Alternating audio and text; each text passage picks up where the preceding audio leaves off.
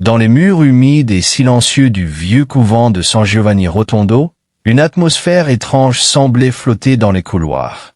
Les pierres anciennes, imprégnées de prières, de souffrances offertes et de miracles secrets, dégageaient une présence spirituelle presque palpable. C'était un après-midi d'octobre 1954, un de ces jours où le vent d'automne glisse comme un murmure à travers les herbes sèches et fait frémir les fenêtres étroites du monastère. Le frère Raphaël, habitué à parcourir ces couloirs avec la discrétion d'un homme formé à la vie religieuse, se dirigeait ce jour-là vers la cellule du Père Pio. Dans ses mains, il tenait une petite pile de lettres qui attendaient d'être remises au célèbre capucin. Il marchait d'un pas calme, sans imaginer un seul instant que ce qu'il allait entendre transformerait non seulement sa propre vision de la prière, mais aussi sa manière de comprendre le mystère du rosaire et le monde invisible qui entoure cette dévotion séculaire. À quelques pas de la porte de la cellule, une voix douce et vibrante se fit entendre. Le frère Raphaël se figea. Le son venait clairement de l'intérieur. Une voix paisible mais tremblante, comme étranglée par une émotion trop forte pour être retenue. Il reconnut immédiatement la voix du Père Pio. Elle n'avait rien d'une simple récitation mécanique. Elle semblait pénétrer d'une profondeur et d'une intensité surnaturelle. Par respect, le frère hésita à s'approcher davantage, mais ce qu'il entendit ensuite l'enchaîna sur place, comme si une main invisible l'obligeait à rester là, témoin d'un mystère qu'il n'avait jamais soupçonné. « Regarde, Seigneur, comment elle monte au ciel comme de l'encens parfumé » murmurait le Père Pio. Chaque Ave Maria est comme une rose qui s'élève vers ton trône, et chaque mystère est une lumière qui traverse les ténèbres du monde. Le frère sentit un frisson courir le long de son dos. Il connaissait la piété du Père Pio, mais jamais il ne l'avait entendu prier avec une telle ardeur, comme si les mots sortaient non seulement de sa bouche, mais de la profondeur même de son âme. Après une hésitation, poussé par une force qu'il ne comprenait pas entièrement, le frère Raphaël s'approcha lentement de la porte entr'ouverte. Un souffle tiède chargé de l'odeur de cire fondue et d'encens s'en échappa, lui donnant l'impression d'entrer dans un sanctuaire invisible. Il jeta un regard discret par l'ouverture. Ce qu'il vit le laissa sans voix. Le Père Pio était agenouillé sur le sol de pierre, juste devant un petit crucifix en bois. Ses mains serrées tenaient un rosaire noir dont les grains semblaient glisser lentement entre ses doigts marqués par les stigmates. Mais ce n'était pas cette image qui bouleversa le frère Raphaël. C'étaient les yeux du Père Pio. Ils étaient tournés vers le ciel, grands ouverts, baignés de larmes.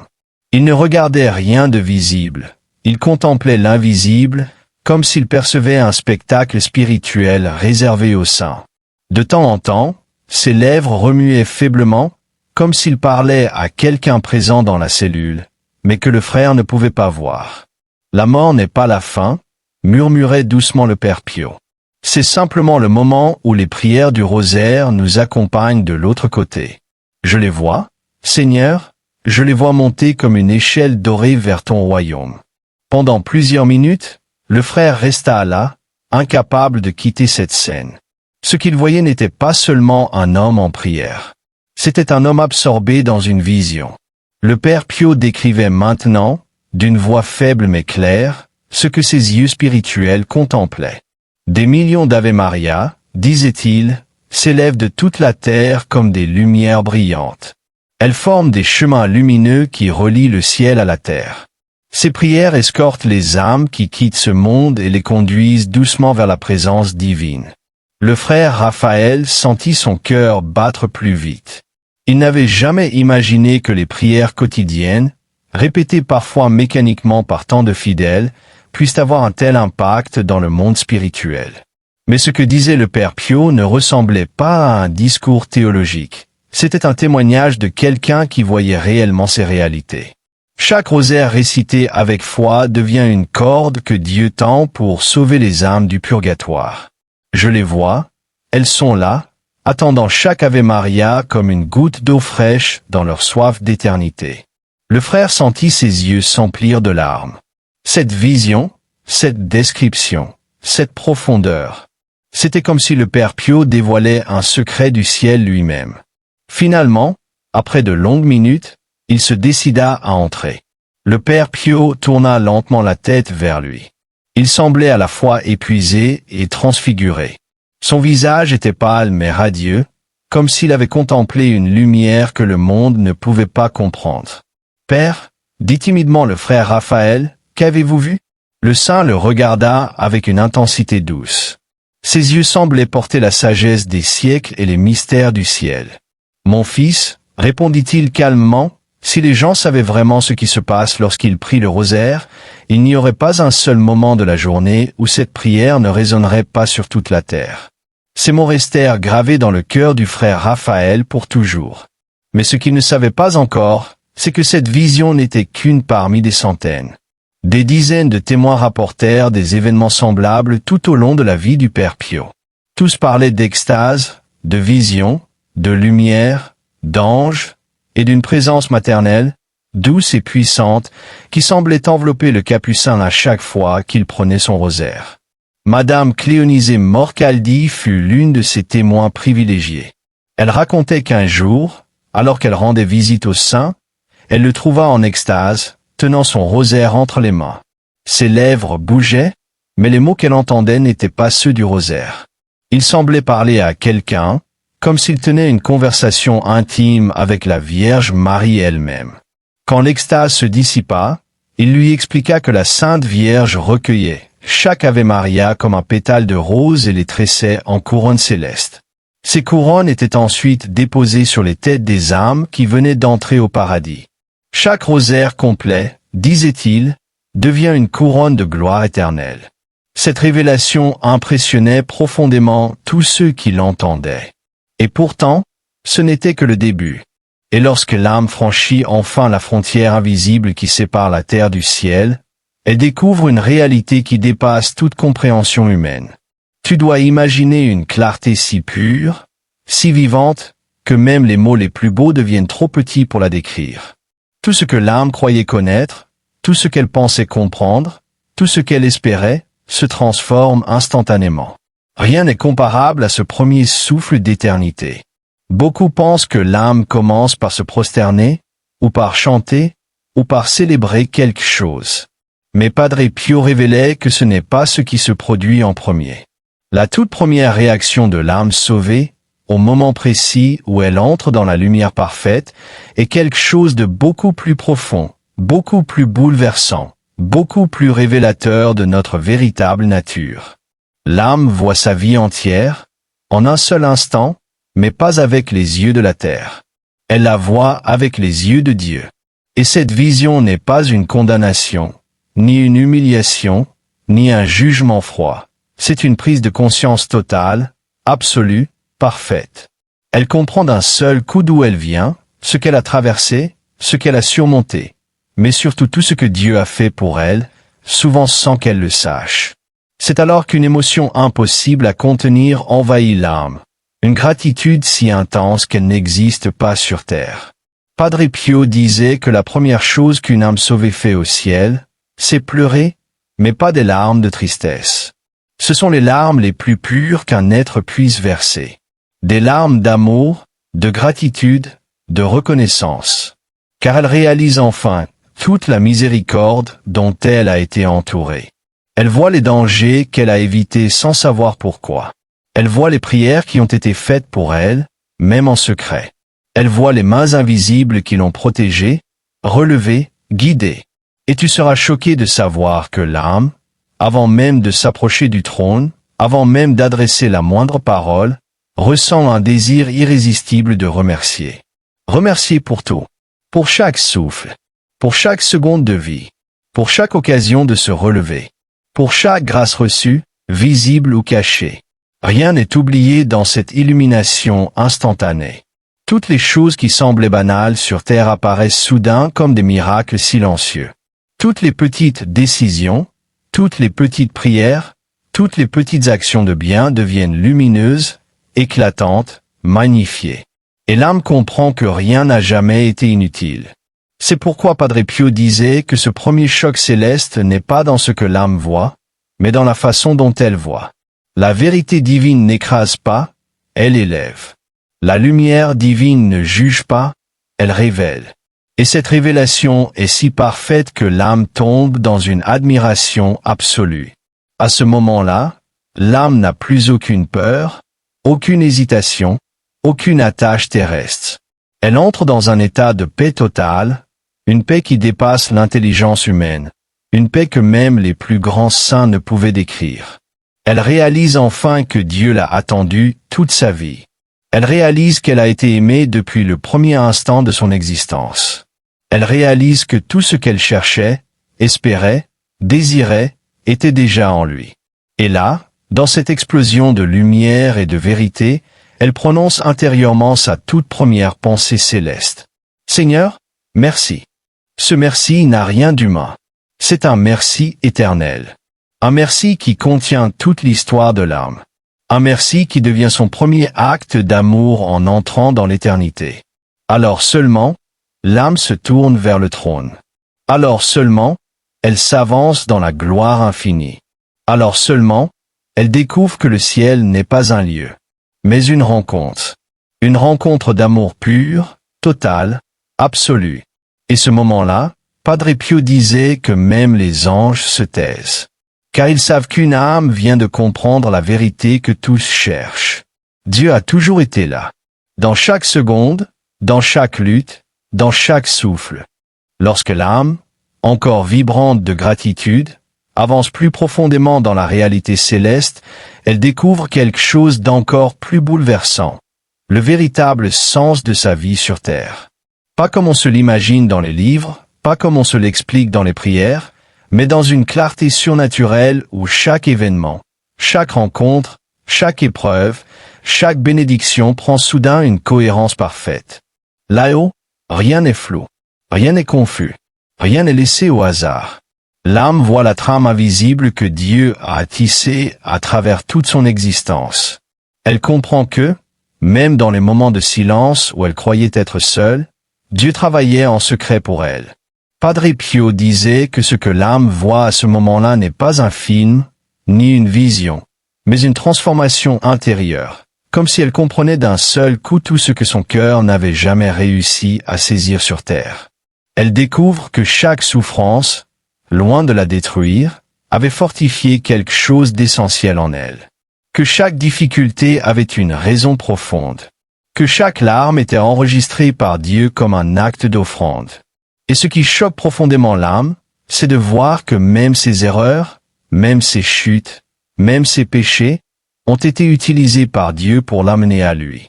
Pas pour la condamner, mais pour la sauver. Pas pour la perdre, mais pour la relever. Elle comprend enfin que la miséricorde n'était pas un concept, mais une présence. Une présence qui l'a accompagnée toute sa vie, même quand elle s'en croyait indigne. Alors, dans cette lumière parfaite, l'âme se tourne vers une réalité que nous ignorons totalement sur terre, la valeur de l'amour. Tout ce qu'elle a fait par amour, même les plus petits gestes, apparaît soudain comme des flammes de lumière rayonnantes. Une parole douce, un sourire offert, un pardon donné, une prière faite pour quelqu'un. Tout cela brille comme des joyaux éternels. Mais ce n'est pas tout. L'âme voit aussi les occasions d'aimer qu'elle n'a pas saisies. Pas comme une condamnation, mais comme une révélation douce, presque tendre. Dieu lui montre ce qu'elle aurait pu devenir, non pas pour la faire souffrir, mais pour lui montrer l'étendue infinie de sa patience. Et à cet instant, la réaction de l'âme n'est pas la honte. Ce n'est pas la peur. Ce n'est pas le jugement. C'est une humilité parfaite. Seigneur, tu m'as aimé plus que je ne me suis aimé moi-même. Cette phrase silencieuse devient comme un souffle de lumière qui unit l'âme à Dieu d'une manière nouvelle. Elle découvre que l'identité humaine, les titres, la réputation, la gloire terrestre ne sont rien face à l'amour reçu de Dieu. Elle réalise que sa valeur ne venait pas de ce qu'elle avait accompli, mais de ce que Dieu avait toujours vu en elle. C'est alors que quelque chose d'encore plus extraordinaire se produit. L'âme rencontre ceux qui ont prié pour elle. Des visages familiers, parfois oubliés, parfois inconnus sur terre, s'illuminent comme des flammes proches. Des gens qu'elle n'a jamais rencontrés mais qui ont murmuré son nom dans une prière. Des personnes qui ont demandé à Dieu de la protéger, de la guider, de lui pardonner, de lui donner la force de continuer. Padre Pio disait que cette rencontre est un des moments les plus émouvants pour une âme sauvée, car elle découvre que ses victoires n'étaient pas seulement le fruit de ses efforts, mais aussi le résultat de milliers de prières invisibles. Et alors, une vérité puissante éclate dans son cœur. Nous ne sommes jamais seuls. Jamais. Pas même dans nos nuits les plus sombres. Pas même dans nos combats les plus secrets. Pas même dans nos échecs les plus lourds. L'âme réalise que Dieu a placé sur sa route des intercesseurs, des gardiens, des priants silencieux. Et elle les voit maintenant, dans toute la beauté de leur amour. Mais ce n'est pas fini. Car l'âme, une fois purifiée par la gratitude, éclairée par la vérité et entourée par ceux qui ont prié pour elle, ressent pour la première fois un désir céleste. Le désir de se tourner vers Dieu non plus seulement comme Créateur, mais comme Père. Ce mot, que nous prononçons si facilement sur terre, devient à ce moment-là une révélation totale. L'âme comprend ce qu'être enfant de Dieu signifie réellement. Être voulu, être aimé, être attendu depuis toujours. Elle sent que toute sa vie l'a menée vers ce moment précis. Le moment où elle s'avance enfin vers Dieu. Non plus avec peur ou hésitation, mais avec amour pur. Et alors, Padre Pio disait que le ciel entier s'ouvre comme une mer de lumière. Les anges se réjouissent. Les saints s'inclinent. Et l'âme, dans une paix parfaite, s'abandonne dans les bras du Père. Non pas comme une servante, non pas comme une étrangère, mais comme un enfant qui rentre enfin chez lui après un très long voyage. Lorsque l'âme s'avance enfin vers Dieu, dans cette atmosphère de lumière vivante et d'amour éternel, quelque chose d'indescriptible se produit. Elle entre dans un état de reconnaissance totale, où elle se voit elle-même comme Dieu l'a toujours vue. Plus aucune illusion, plus aucune peur, plus aucun masque. Seulement la vérité. Une vérité pure, douce, brûlante et guérissante. Padre Pio disait que c'est dans cet instant précis que beaucoup d'âmes comprennent pour la première fois ce qu'est réellement la sainteté. Non pas la perfection humaine, mais le oui que l'on donne à Dieu, même fragile, même petit, même imparfait. L'âme comprend que la sainteté n'était pas un idéal inaccessible, ni un sommet réservé à quelques élus, mais un chemin d'amour parcouru pas à pas, souvent de manière invisible. L'âme voit alors toutes les fois où elle a dit « oui » à Dieu sans même en être consciente. Un acte de bonté, une parole de réconfort, un pardon difficile, un effort pour aimer quelqu'un qui ne l'aimait pas. Tous ces « oui » deviennent comme des étoiles qui brillent autour d'elle. Et dans cette lumière, l'âme réalise que Dieu n'a jamais exigé la perfection. Il a seulement demandé l'amour. C'est alors qu'elle découvre un autre mystère. Les moments de silence, de sécheresse, de doute, ces moments qu'elle croyait sans valeur, étaient en réalité les plus grands. Pourquoi? Parce que c'est dans ces moments qu'elle a continué à avancer malgré tout. Parce qu'elle a cru, même un peu, là où tout semblait obscur. Parce qu'elle a espéré quand tout semblait perdu. Parce qu'elle a prié même quand Dieu lui semblait loin. Et là, l'âme voit la vérité bouleversante. Dieu n'a jamais été absent. C'est dans ces moments de vide apparent qu'il a porté le plus. Alors, une paix surnaturelle l'envahit, une paix qui guérit tout ce qui restait blessé, brisé, incompris en elle. Toutes les cicatrices de la vie terrestre deviennent comme des portes de lumière, comme des marques sacrées qui prouvent combien elle a été aimée, protégée, guidée. Padre Pio disait que cette guérison intérieure est si douce, si profonde, que beaucoup d'âmes la vivent comme un second baptême, un baptême de lumière. Plus rien ne fait mal, plus rien ne manque, plus rien ne pèse. Tout devient clair, léger, vibrant. Et alors que l'âme avance, elle découvre une réalité qui la bouleverse plus encore. Dieu lui montre son nom véritable. Pas le nom terrestre, mais le nom que Dieu lui a donné avant la création du monde, le nom qui révèle son identité divine, sa mission, sa beauté éternelle. Ce nom n'est pas un mot. C'est une vibration, une lumière, une harmonie unique, que seul Dieu connaît parfaitement.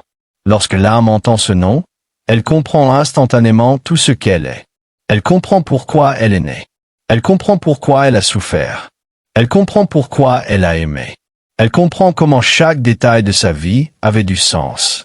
Ce moment est tellement intense que même les anges contemplent en silence. Ils savent que Dieu n'est jamais aussi proche d'une âme que lorsqu'il prononce ce nom secret, ce nom éternel que personne d'autre n'a jamais entendu.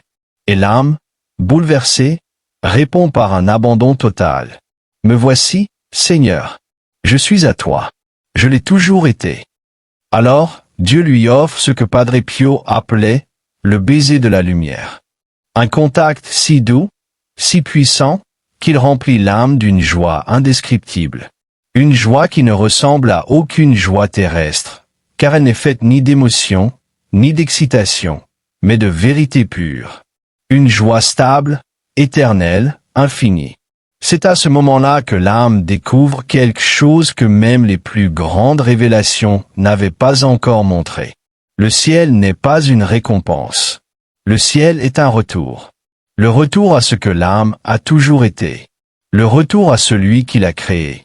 Le retour à l'amour qui l'attendait depuis toujours. Et plus elle avance dans cet océan de lumière, plus elle réalise qu'elle n'est pas seule. Le ciel est vivant, habité, vibrant. Des âmes qu'elle a aimées sur terre viennent à sa rencontre, non plus comme elle les a connues, mais transfigurées, resplendissantes, totalement elles-mêmes. Des visages familiers, des mains tendues, des sourires éternels. Mais ce qui bouleverse le plus l'âme, c'est que tous la reconnaissent immédiatement. Ils l'appellent, ils la bénissent, ils l'accompagnent. Pas parce qu'elle a été parfaite, mais parce qu'elle a aimé. Et dans ce cortège de lumière, l'âme se sent enfin chez elle. Plus de menaces, plus de doutes, plus de fatigue. Seulement la certitude absolue d'être là, où elle devait être depuis toujours. Alors, comme un dernier pas vers l'union totale, l'âme se tourne vers la source de tout amour, et dit avec une intensité infinie, « Seigneur, maintenant, fais de moi ce que tu veux. » Et c'est là que commence l'éternité. Il existe un moment dans l'ascension de l'âme que Padre Pio appelait le passage du silence brûlant. Un moment où tout s'arrête. Un moment où l'âme n'avance plus, ne recule plus, ne pense plus. Elle est simplement là, suspendue dans une lumière infinie, comme si l'univers entier retenait son souffle en attendant l'instant le plus sacré de sa destinée. Ce silence, disent les mystiques, n'est pas un vide. C'est au contraire une plénitude totale, un silence rempli de présence, un silence vivant, un silence qui parle sans mots. Et dans ce silence, l'âme comprend non pas avec l'intelligence humaine, mais avec une connaissance directe, immédiate, que Dieu va se manifester. Padre Pio disait que même les anges plient leurs ailes dans ce moment, car ce qui va se produire dépasse la compréhension des créatures célestes. Une âme a parcouru toute sa vie, toute son histoire, toute sa purification, toute sa vérité, pour arriver ici. Et ce que Dieu va lui révéler n'a été montré à personne d'autre. Car chaque âme est unique, et Dieu se révèle à chacune d'une manière totalement personnelle. Ce moment, selon Padre Pio, ressemble à une naissance spirituelle. De même que nous naissons dans le monde matériel, nous renaissons dans le royaume de Dieu. Et cette renaissance se déroule dans un rayonnement indescriptible que les mystiques appellent la lumière des profondeurs. La lumière qui dévoile tout. Quand l'âme entre dans cette lumière, elle découvre ce que les saints appellent la vérité totale. Cette vérité n'est pas une accusation, ni un jugement sévère. Elle est une étreinte divine. Une lumière si douce qu'elle ne blesse jamais. Une lumière si pure qu'elle pénètre partout. Une lumière si juste qu'elle réconcilie l'âme avec elle-même. Dans cette lumière, l'âme voit ce qu'elle a fait par amour, même involontairement. Ce qu'elle aurait pu faire mais n'a pas fait. Ce qui l'a blessé. Ce qu'elle a réparé. Ce qu'elle a laissé inachevé. Ce qu'elle a donné à Dieu. Ce qu'elle s'est refusé à elle-même. Mais surtout, l'âme voit comment Dieu l'a aimée à chaque instant de sa vie. Même dans les moments où elle croyait qu'il était absent. Même dans les moments où elle s'était éloignée. Même dans les moments où elle doutait. Padre Pio disait que cette découverte est si bouleversante qu'elle transforme l'âme à jamais. L'âme voit les fois où elle a pleuré, les fois où elle a failli perdre espoir, les fois où elle s'est sentie seule, les fois où elle a cru être dans l'obscurité. Et elle découvre que dans chacun de ces moments, Dieu était là, non seulement présent, mais actif, agissant, protégeant, guidant, portant, aimant. C'est dans cette lumière que l'âme comprend que rien, absolument rien, n'a été inutile. Pas même la plus petite souffrance. Pas même la plus discrète prière. Pas même le plus discret sacrifice caché. Les prières oubliées que Dieu n'a jamais oubliées.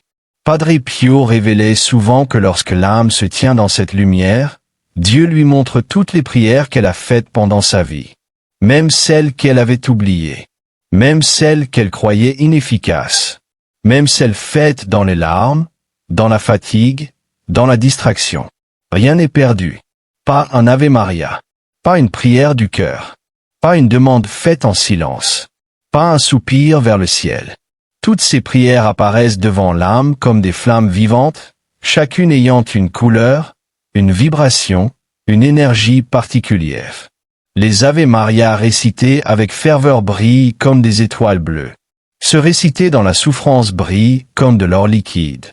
Se réciter distraitement brille comme une fine poussière lumineuse, mais existe et compte.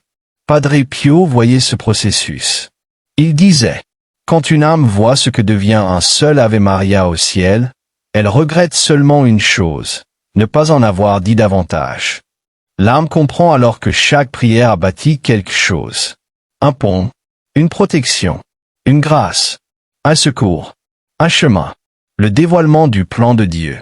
Ensuite vient ce que Padre Pio appelait la contemplation du tissage divin.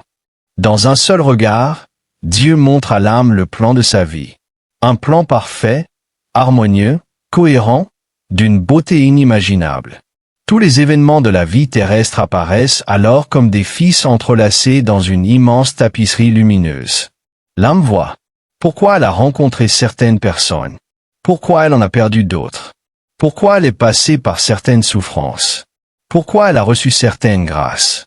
Pourquoi certaines prières ont été exaucées immédiatement? Et pourquoi d'autres ont semblé rester sans réponse? Et elle découvre que rien n'était arbitraire. Que rien n'était contre elle. Que tout était amour. Que tout était grâce. Que tout était dirigé vers une seule destination. Sa sainteté et son bonheur éternel. C'est dans ce moment que l'âme éclate souvent en ce que les mystiques appellent les larmes de lumière. Ce ne sont pas des larmes de tristesse, mais des larmes de reconnaissance et d'amour pur. Ce sont les larmes que l'on pleure lorsque l'on voit enfin ce que Dieu voyait depuis toujours. La rencontre avec les saints et les âmes aimées.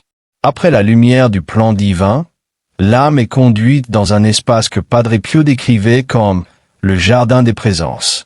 C'est un lieu infiniment doux, infiniment vivant, où les âmes qui l'ont précédé viennent à sa rencontre. Elles ne marchent pas, elles glissent comme portées par la joie. Elles ne parlent pas avec des mots, elles communiquent par lumière. Elles ne sourient pas seulement avec leur visage, toute leur essence sourit. L'âme y retrouve ce qu'elle a aimé, ce qu'elle a perdu trop tôt, ce qu'elle croyait ne jamais revoir, ce qu'elle a aidé sans le savoir, ceux qui ont prié pour elle, ceux qu'elle a blessés mais qui, maintenant, l'aiment parfaitement, et même ceux qu'elle n'a jamais connus dans la vie terrestre. Chacun d'eux devient une source de joie. Chacun d'eux devient une consolation. Chacun d'eux devient un signe de la miséricorde de Dieu. Padre Pio disait, lorsque l'âme voit combien elle a été attendue au ciel, elle comprend que personne ne meurt seul. La communion des saints devient alors une réalité palpable, lumineuse, vibrante. Le moment où l'âme comprend sa mission éternelle. Une fois accueillie dans ce cortège d'amour, l'âme découvre un secret que Dieu ne révèle qu'à ce moment précis. Sa mission éternelle. Contrairement à ce que beaucoup imaginent, la vie éternelle n'est pas une inactivité. Ce n'est pas une contemplation passive, un repos sans mouvement. C'est une participation active, vivante, dynamique, à la vie même de Dieu. Chaque âme reçoit un rôle, une grâce particulière, une fonction dans le royaume, une mission qui continue après la mort, une participation unique dans l'œuvre divine. Les âmes deviennent des intercesseurs. Certaines deviennent protectrices de leur famille. D'autres deviennent des aides pour des âmes en difficulté. D'autres encore participent à répandre des grâces dans le monde.